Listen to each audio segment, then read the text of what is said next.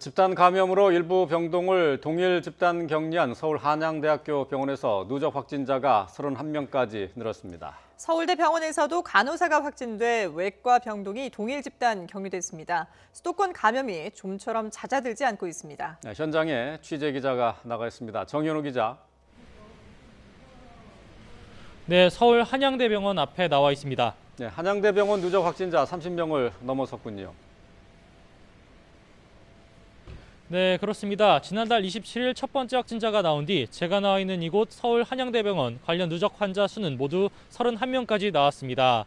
첫 번째 확진 환자는 이곳 병원 15층에 있는 신경외과 병동에 입원해 있었던 환자의 가족이었는데요.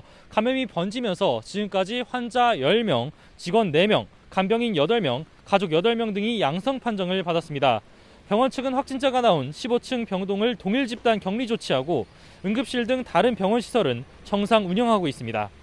병원 측은 한때 직원과 환자, 보호자 모두를 검사하기 위해 임시 선별 검사소를 운영하기도 했는데요. 지금까지 성동구 보건소를 찾거나 병원 자체 검사를 받은 사람을 합치면 모두 2,735명이 검사를 받았습니다. 조금 전 들어온 소식인데요. 서울대병원 외과 병동에서도 간호사가 어제 코로나19 확진 판정을 받았습니다. 병원 측은 50일 병동에 대해 동일 집단 격리 조치를 내렸고 환자와 직원 30여 명에 대한 코로나19 검사를 실시했습니다. 또 서울특별시 보라매 병원에서도 지난달 30일 코로나19 확진자가 5명 나와 비상인 상황입니다. 노숙인 등을 진료하는 3층 병동에서 환자 3명과 의사 1명, 간호사 1명이 양성 판정을 받았습니다. 네, 그리고 수도권에서 여전히 코로나19 확진자가 계속해서 나오고 있는데 이 소식도 정리해 주시죠.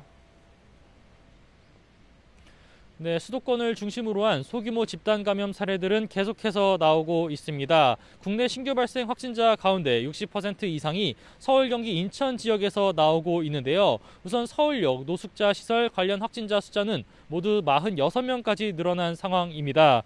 지난달 28일 발생한 서울 동대문구 직장 관련 확진자 숫자는 모두 11명이고 같은 날 첫 번째 확진자가 나온 경기 남양주시 보육시설 관련 환자 숫자도 모두 14명까지 늘었습니다.